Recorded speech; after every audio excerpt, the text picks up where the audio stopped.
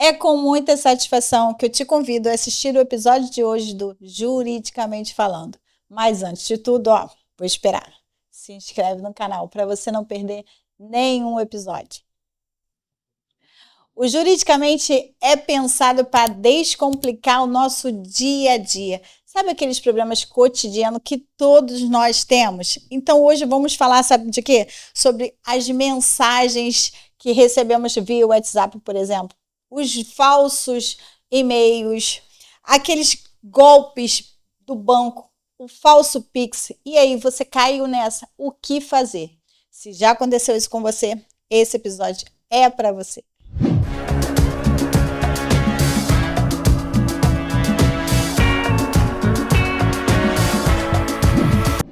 Com o avanço da tecnologia, os golpes digitais ficaram mais sofisticados. O golpe do Pix virou protagonista nas notícias e nos processos judiciais. Hoje vamos conversar sobre como identificar, prevenir, reagir a esses crimes e entender o que a lei está fazendo para nos proteger. E para isso chamamos um especialista, Dr. Ivo Pessoa. Muito obrigada por ter aceito o nosso convite. Eu que agradeço a oportunidade de falar, de expor um pouquinho sobre essa situação que é do nosso dia a dia. Tantos golpes vêm acontecendo e eu acredito que um pouco de informação sobre isso pode ajudar no que a gente chama de letramento digital, né? Trazer informação, trazer um pouco de cultura sobre o que acontece no ambiente virtual, que pode reduzir os riscos de golpe, reduzir os riscos de problemas virtuais que nós estamos à mercê no nosso dia a dia. E essa expertise do doutor veio, inclusive, por a sua especialidade em proteção de dados, porque é onde ficamos frágeis diante dos criminosos, não é mesmo? Exatamente. O direito digital, na verdade, é um direito novo, é uma área nova do direito, em que vem buscando, juntamente com o avanço da tecnologia, vem buscando estudar as novas ferramentas jurídicas que vêm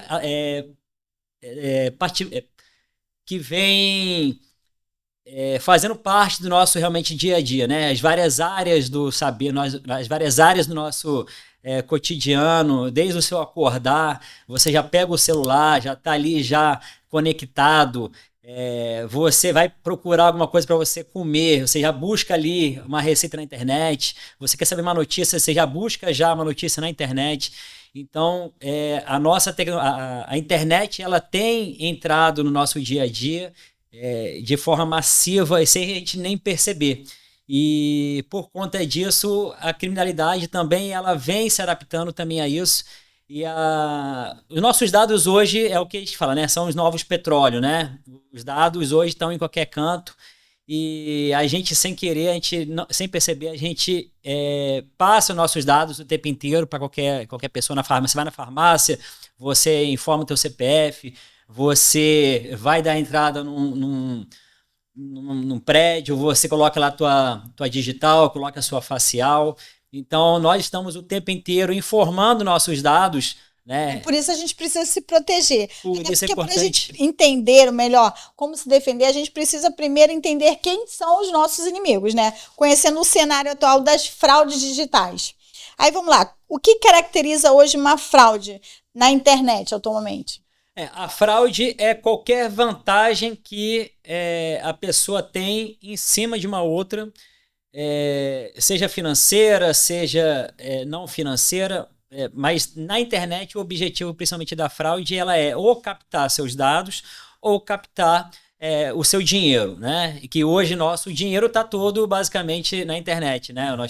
É difícil você achar alguém que ande hoje com uma moeda na carteira. Tá em espécie. Tudo é Pix. Até o ambulante, até o pedinte do sinal tem uma plaquinha lá. É a plaquinha do Pix dele. Então, o nosso dinheiro hoje ele se tornou digital, basicamente. E a criminalidade também, né?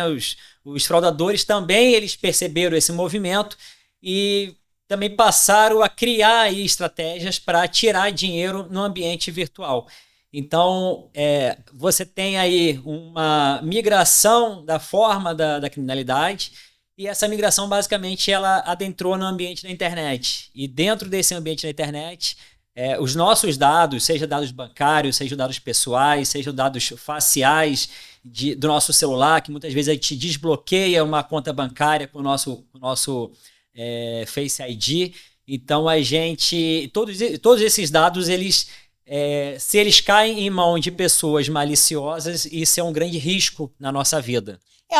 Nós mesmos, advogados, estamos passando por uma situação de um golpe, né, coletivo, e eu falo que eles estão acelerados no sentido de que, lógico, eles pegam, principalmente, eu já tive vários números fraudulentos, e eles pegam fotos minhas das redes sociais.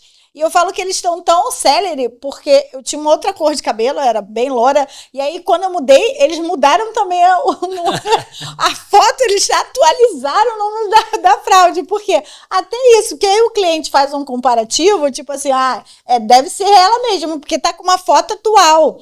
E a gente, como se livrar disso? Tem algo que a gente possa fazer para se prevenir? A rede social é o grande mercado deles, né? Eles sempre buscam as informações nas redes sociais. Você comentou que nós realmente estamos vivendo o golpe do falso advogado. Os criminosos eles estão conseguindo acessar dados nossos dos tribunais e entrar em contato com os clientes. São dados que a gente acaba informando isso dentro do processo, porque é necessário, a gente precisa informar para o juiz, né, dentro do processo, essas informações dos nossos clientes, e eles acabam se utilizando disso, né, do número do celular, número do e-mail, às vezes até do endereço que a gente informa no processo, eles acabam utilizando disso para aplicar o golpe. A rede social realmente, seja no nosso Facebook, Instagram, TikTok, muitas vezes a gente tem o hábito de sempre utilizar a mesma foto, a mesma imagem na nosso WhatsApp. Então, geralmente eles utilizam, né? Pega uma conta, um celular qualquer, um número de linha qualquer, coloca a nossa foto e muitas vezes eles conseguem acessar o nosso cliente. Também é muito comum também a gente também cair expor nossos dados, principalmente do WhatsApp, caindo no que a gente chama de phishing, né? Eles mandam um link, mandam um QR Code falso, você clica ali e aí você acaba informando as nossas informações para o bandido, para o criminoso, através desse link que ele capta os seus dados. Seria esse o motivo que hoje o golpe do Pix se tornou tão comum? Exatamente. O Pix hoje, até pela movimentação do cidadão brasileiro, do dia a dia com o Pix ele se popularizou muito, muito rapidamente, né? Desde que ele foi criado em 2020, e aí veio também a pandemia, e com a pandemia também nós ficamos enclausurados e muitos dos nosso dia a dia a gente passou a fazer coisas na internet, a comprar em sites na internet, a fazer transferência sem precisar ir ao banco. Então o Pix ele se popularizou nesse período. E hoje é o queridinho do Brasil, né?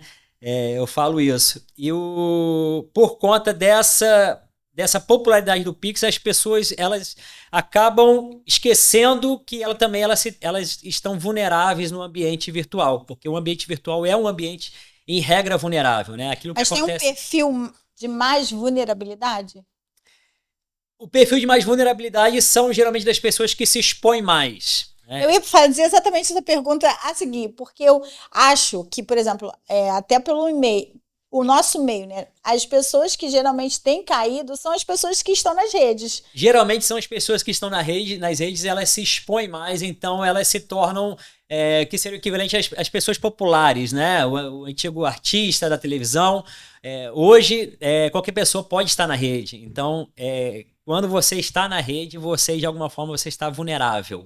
Mas tem um meio, dá para você dizer como que os golpistas conseguem o acesso dos dados das vítimas? Geralmente é o que a gente chama de dark. Nós temos duas formas. Ou a dark web, que é aquela mais famosa, né? As vendas de dados, os vazamentos de dados que acontecem em grande escala. Por exemplo, o sistema GovBR já teve vazamento, a Previdência e o INSS já teve vazamento. Então, basicamente, essas grandes instituições públicas já tiveram vazamentos e os golpistas acabam pegando esses dados para entrar em contato com a vítima, basicamente. Outra forma é realmente através da tentativa e erro, né? Eles pegam ali uma linha qualquer, entram em contato com a pessoa. Existe aí o que a gente chama de engenharia social, que é uma estrutura, uma uma organização de processos, de falas que o criminoso entra, tem contato com a vítima para que atrair a vítima, primeiro num ambiente seguro, para que ela consiga ali se sentir próxima do bandido.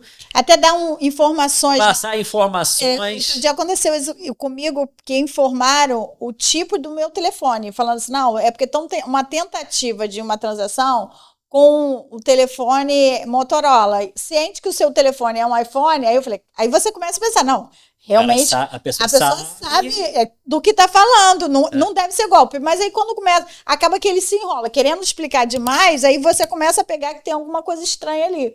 Esses personagens que se enrolam tanto, esses são mais fáceis de você perceber que está sendo vítima. Mas dentro da engenharia eles têm verdadeiros escritórios, né? Se você acompanhar o nosso noticiário do dia a dia, você consegue ver que quase todo dia a Polícia Federal, a Polícia Civil está batendo em escritórios, são verdadeiras máquinas realmente de criar uma engenharia para atrair clientes, seja do INSS. A própria inteligência artificial, ela está ajudando nisso, porque se você pedir um script para ela, ela vai te dar. Ela vai te trazer. Então, ela vai te trazer exatamente o que tem que falar, o que não tem que falar, e ali eles vão exatamente fazendo o caminho do crime. Porque, na verdade, ele não sabe que é para mau uso, né? A inteligência artificial, ela tem trazido um novo ambiente do golpe. Porque, de fato, hoje com a deepfake, por exemplo, você consegue falsificar, pegar uma mensagem tua na rede social e trazer essa mensagem para você criar uma nova fala, para você criar uma nova imagem, para você cria realmente um personagem parecido com o teu, que muitas vezes se passa por você sem ser você. E aí você consegue criar golpes mais fidedignos contra a tua família, né? Teus pais, teus irmãos, que são aqueles golpes mais tradicionais dentro do mundo virtual, né? Hoje já tem evoluído. Esse pode ser que é o mais frequente na fraude digital hoje?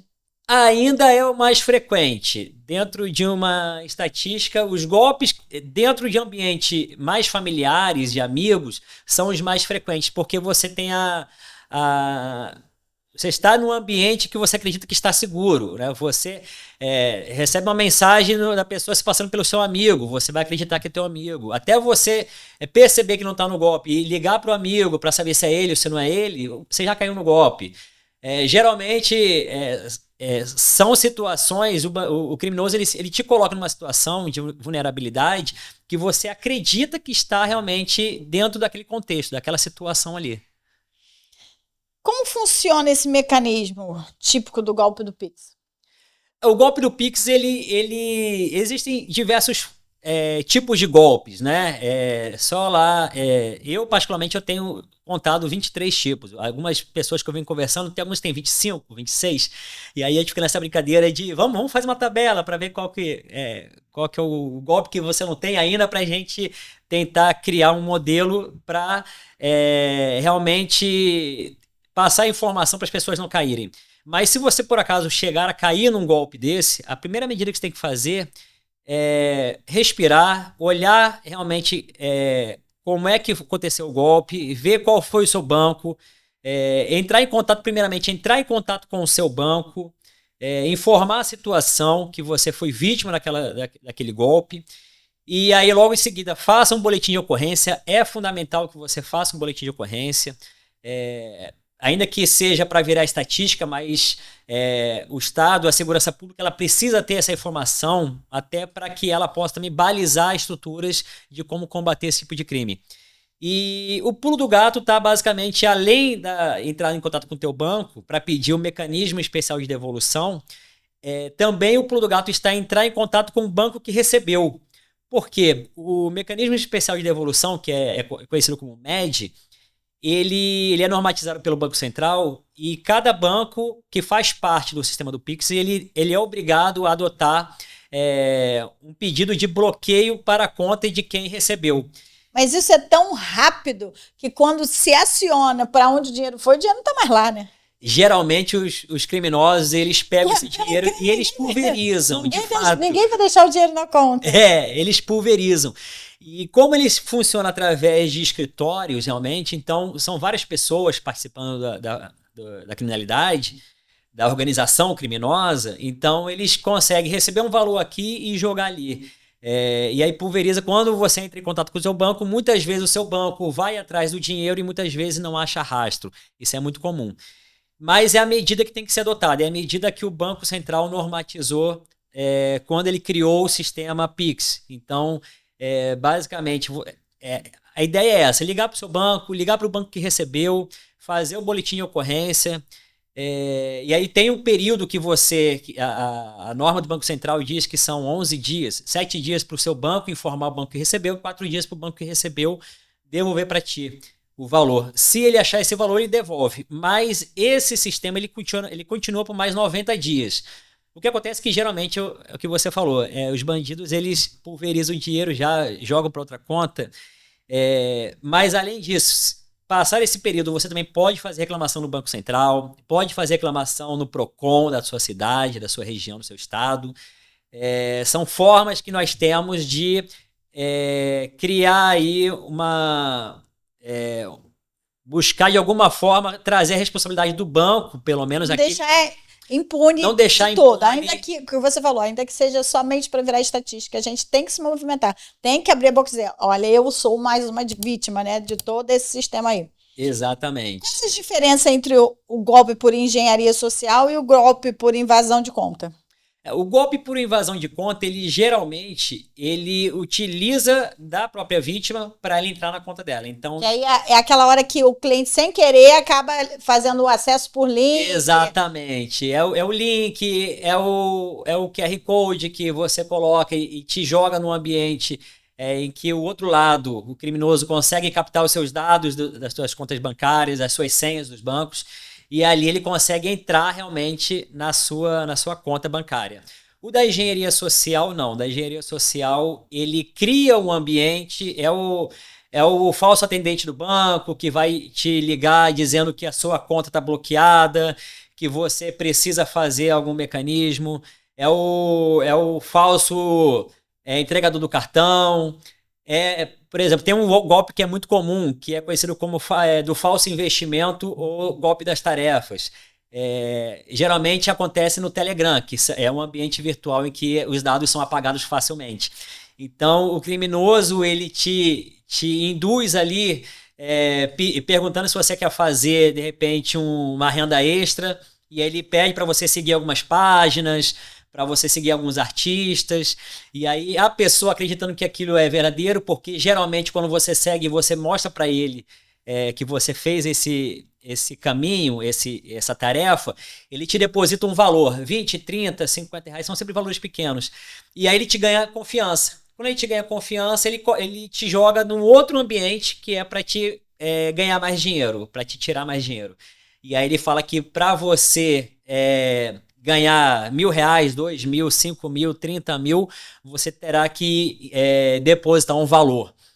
De repente, geralmente são valores para vários tipos de pessoas físicas, pessoas jurídicas. Às vezes tem alguns que criam até umas plataformas, mas são sempre... Um alerta, até pelo tudo que você está dizendo, é aquela questão. Gente, para você ganhar, você não tem que pagar. Exatamente. Você não tem que pagar nada. Tudo que vem fácil, desconfie, porque geralmente tem algum resquício de ilícito. Mas tem alguma dica para identificar sinais de que a transação ou a mensagem é fraudulenta? Geralmente, quando a mensagem ela vem... É importante essa pergunta, porque geralmente o golpista ele vem sempre se identificando com uma pessoa e na hora de fazer o pagamento é sempre para uma outra pessoa. Então é importante, principalmente quando você for fazer um Pix para alguém, verificar se a pessoa que está recebendo realmente é a pessoa que você quer fazer o pagamento. Se seja o ambulante na rua, o vendedor de picolé, pergunte se o nome dele é aquele nome. Seja um negócio de uma empresa, pergunte realmente se o Pix... E não dá dica, né? É em nome de quem? Porque quando você já de fala o nome da pessoa, ele só vai ter a facilidade de repetir, né? Exatamente. Porque, geralmente, o golpe do Pix, ele sempre acontece em nome de terceira pessoa. É o falso vendedor de veículo que diz que o primo que vai pegar o veículo. É sempre uma terceira pessoa.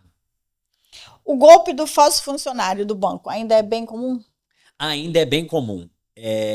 Principalmente numa classe social que tem menos informação, ou então pessoas de maior idade, acima de 40, 50 anos, que são pessoas que não têm o hábito de mexer na internet.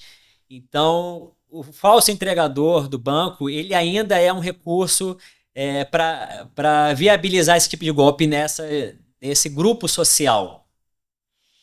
O papel das redes sociais nessa disseminação? Olha, é grande, porque as redes sociais, elas vêm... Hoje você tem, por exemplo, pagamento de um Pix pelo WhatsApp. Você negocia tudo pela rede social. Você tem marketplace dentro de redes sociais.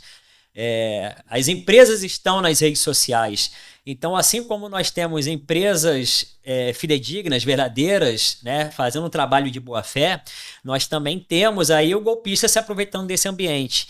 E é um ambiente que cada vez cresce mais. Criar contas falsas em nome das empresas verdadeiras.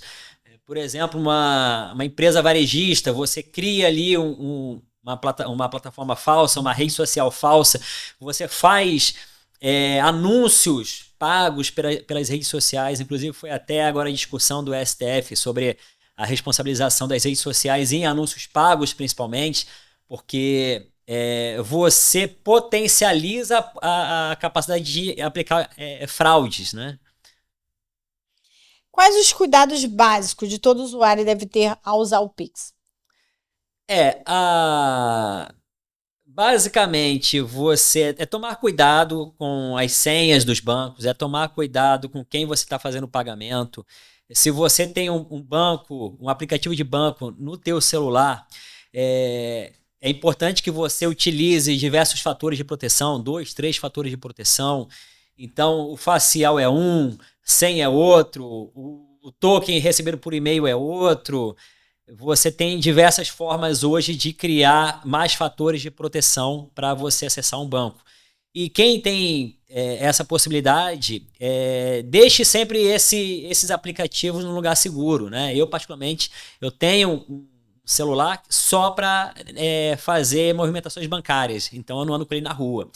Então, particularmente, eu não consigo fazer Pix na rua. Mas eu também tenho certeza que eu tenho meu dinheiro lá seguro nesse aparelho que fica lá guardado na minha residência. Então, daria para configurar limites e travas de segurança no aplicativo? Isso seria um deles? O limite ele é um bom bloqueio de fraude, porque ele te limita realmente a você ficar exposto do bandido, do criminoso, pegar valores maiores seu, né? E o limite você consegue, tem bancos que você permite regular para mais e para menos, a depender daquele movimento que você quer fazer. Então é uma boa alternativa. E tem como diferenciar se um site ou link é legítimo ou falso? Tem sim. E explica, porque eu sou a rainha da compra errada. Isso aí Olha, eu já desisti. Olha que eu quase não faço, mas todas as vezes que eu tentei fazer uma compra, era fraude.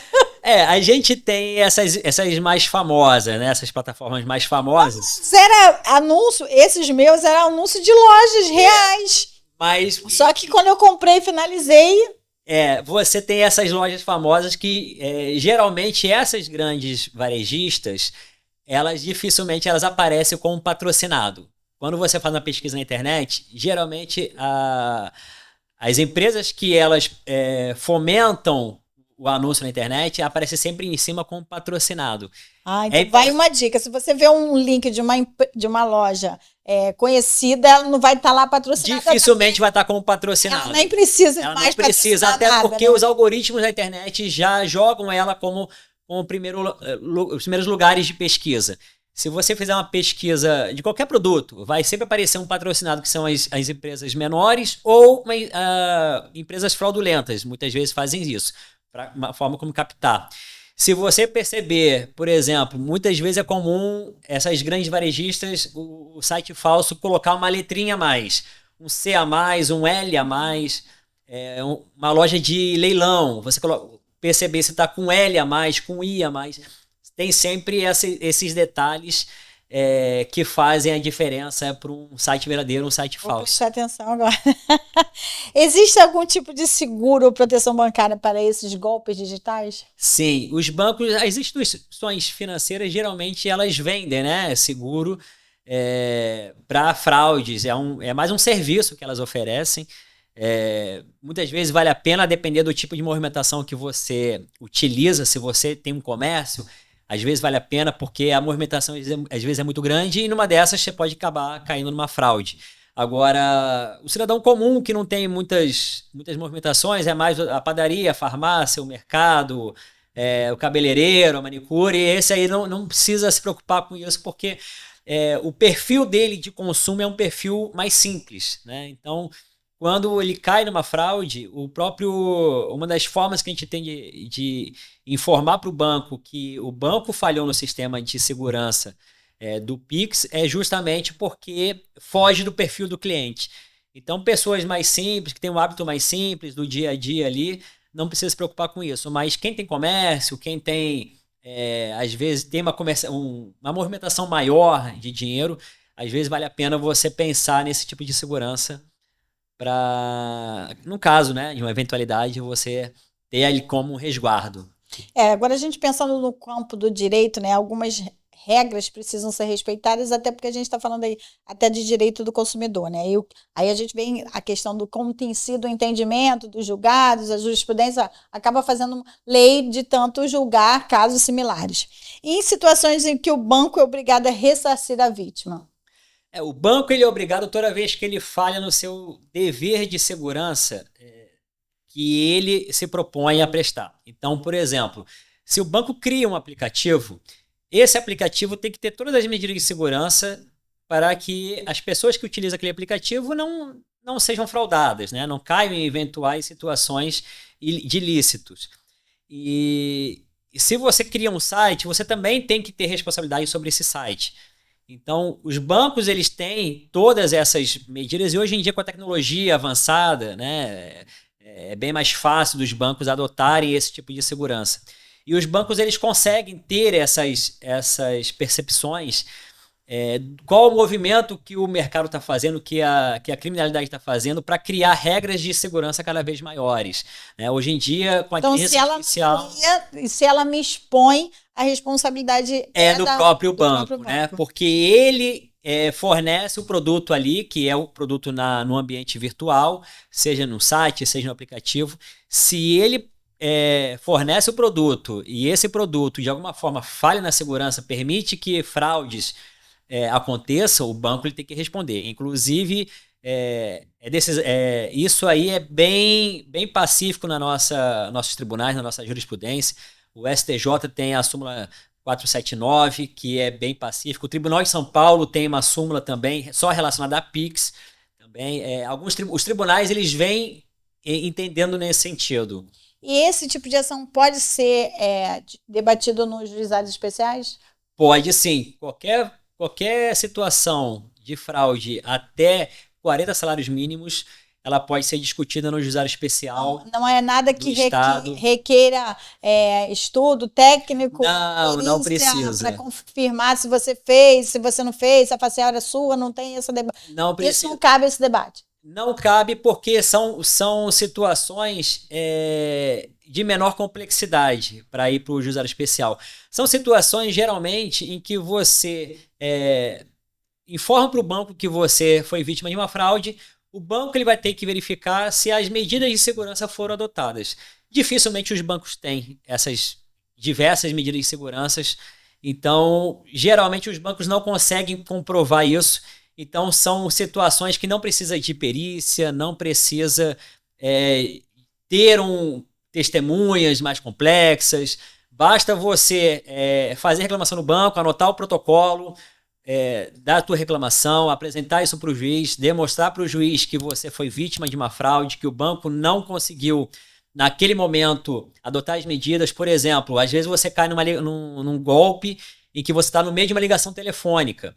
O banco ele tem que derrubar o aplicativo, ou então a ligação tem que cair. Você não pode. Isso já aconteceu de eu reparar, se eu tiver numa ligação, se eu estiver mexendo no aplicativo, né, e entrar uma ligação, ele automaticamente ele tem entra que derrubar uma mensagem dizendo se a ligação é segura, se eu quero continuar. Isso eu já recebi essa. Isso aí são medidas de segurança que o próprio Banco Central estabelece. Então, é obrigação do banco adotar entre essas medidas. Por exemplo, isso já aconteceu comigo em relação a um banco. Eu trabalho com vários bancos e só um que eu recebo isso. Os outros não. Os bancos, eles não adotam, em regras, não adotam as medidas que o Banco Central... E é onde que exatamente eles falham, né? Eles falham na proteção do usuário. E aí, por ser uma relação de consumidor, cabe ao banco provar isso no processo, porque inverte o ônus da prova a favor de quem tem maior possibilidade de provar isso no processo, que no caso são os bancos, né? O consumidor ele é hipossuficiente tecnicamente nesse sentido. E a jurisprudência recente é favorável nessa linha? A jurisprudência ela vem vindo nesse sentido de responsabilizar os bancos de forma objetiva para que os bancos ressarçam os valores que foram perdidos nos golpes e mais algum dano moral, eventualmente, que a pessoa tenha aí sofrido nesse período. E o consumidor precisa provar quem é o golpista para processar ele ou ele processa o banco? E não precisa provar quem é o golpista, até porque o golpista, muitas das vezes, ele vai sumir no mapa.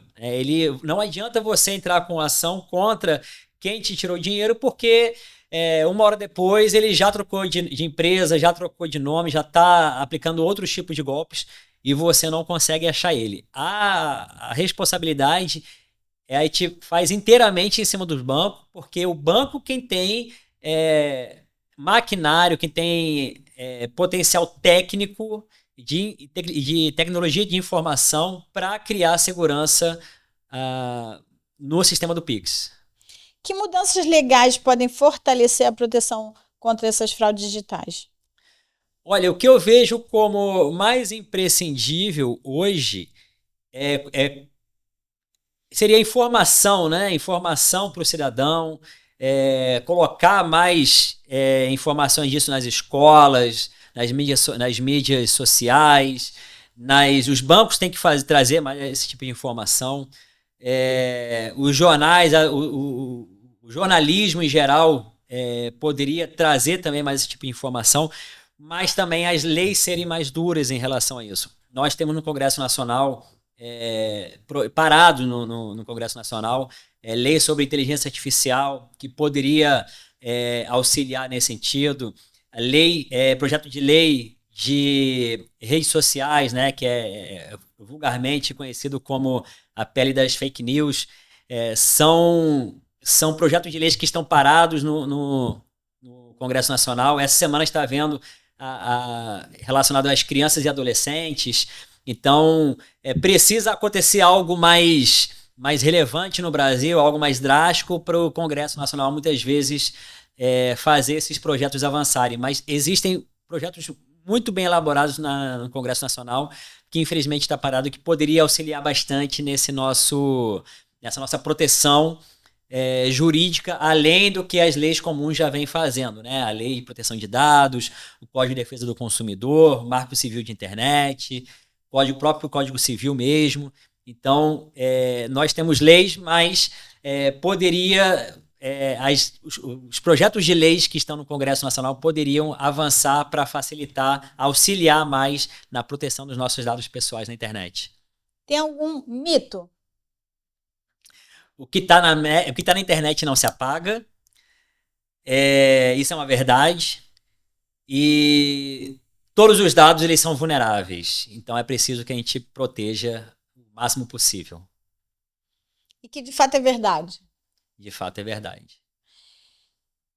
Alguma pergunta que eu esqueci de fazer, mas que você entende que é bem importante a gente informar para os nossos ouvintes?